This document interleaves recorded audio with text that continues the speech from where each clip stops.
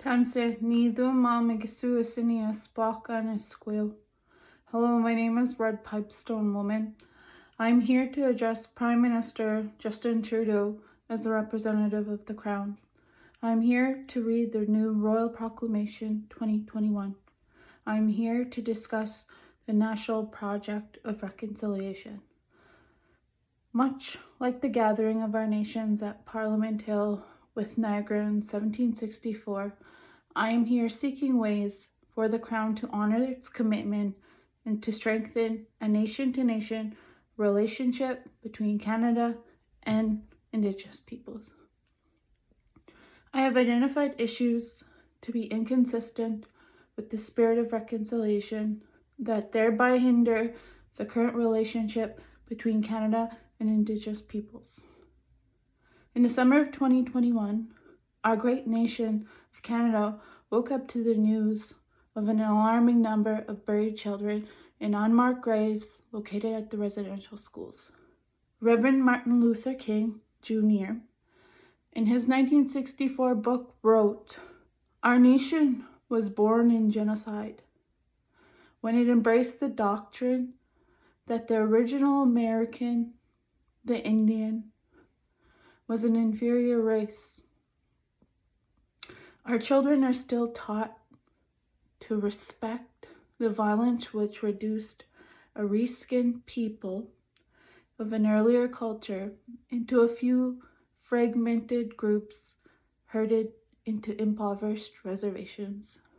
The Canadian common law, as it stands in relation to nation rights, is fundamentally unfair because it is rooted in the doctrine of discovery and continues today as Canada's underlying title. For the symbol in this wampum belt, it is Landback. The issue here is the stealing of land and not honoring the treaties that exist and that form Canada as a nation. In Canada, today, we are still complicit with genocide, and the underlying title of the Crown rests on the adoption of the doctrine of discovery. The meaning behind the symbol is for our nation of Canada to recognize the historic and ongoing harms that result in land accumulation for the Canadian state. In Treaty 6, land and water have always been central to Indigenous worldviews and Indigenous legal orders. Returning land and resources back to the control of Indigenous peoples in Canada is vital to maintaining the treaty relationships. At the signing of Treaty 6, Cree people agreed to share some of their lands with the Queen's subjects, but certain lands were not to be shared, called reserve lands. At the signing of Treaty 6, the elders stated that the treaty will last as long as the sun shines, the water flows, and the grass grows. The words "the water flow" refer not to the body of water like the North Saskatchewan River, but to the water that breaks when a woman gives birth. Because the treaty is supposed to last for as long as the water flows when women give birth, these words tie Cree women to the treaty-making process. Deborah McGregor described Indigenous connections to water as the ethic of responsibility to water reflects the notion that water is understood as a living force which must be protected and nurtured. It is not a commodity to be bought or sold. Water, according to First Nations peoples, has cleansing and purifying powers. It is a giver of life, which babies are born. It is imperative in our traditions to keep the water clean so it can continue to fulfill its purpose. In 2015, Prime Minister Trudeau, you committed your Liberal government to solving the drinking water crisis in First Nations communities. As a nation, we witnessed in 2012 the I Don't Know More movement, which highlighted the gross inequities of land and water dispossession from First Nations people in Canada. My recommendation for reconciliation under Treaty 6 of the Wampum is for the Government of Canada to identify and co-develop water protection and restoration plans, streamline federal investments in water infrastructure to First Nations communities, and reduce the bureaucratic processes. To fulfill the implementation of regulatory frameworks like the United Nations Declaration on the Rights of Indigenous People, particularly taking concrete action on the free, prior, and informed consent for all resource development projects moving forward.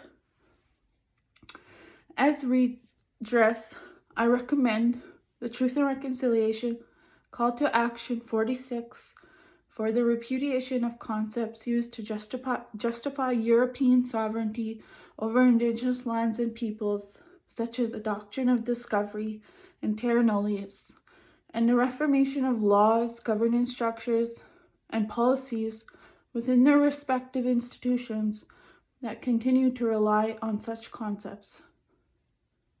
Joseph J. Heath has written about this similarly. He held that the Declaration of Vision, which is supported by the Onondaga Nation, calls for the revocation of the 1493 Vatican Papal Bull. The Declaration states, in part, we call upon the people of the conscience in the Roman Catholic hierarchy to persuade the Pope to formally revoke the Inter Caetera Bull of May 4, 1493, which will restore our fundamental human rights. That papal document called for our nations and peoples to be subjugated so that the Christian Empire and its doctrines would be propagated. The United States Supreme Court ruling in Johnson versus McIntosh in 1823 adopted the same principle of subjugation expressed in the Inter Caetera Bull.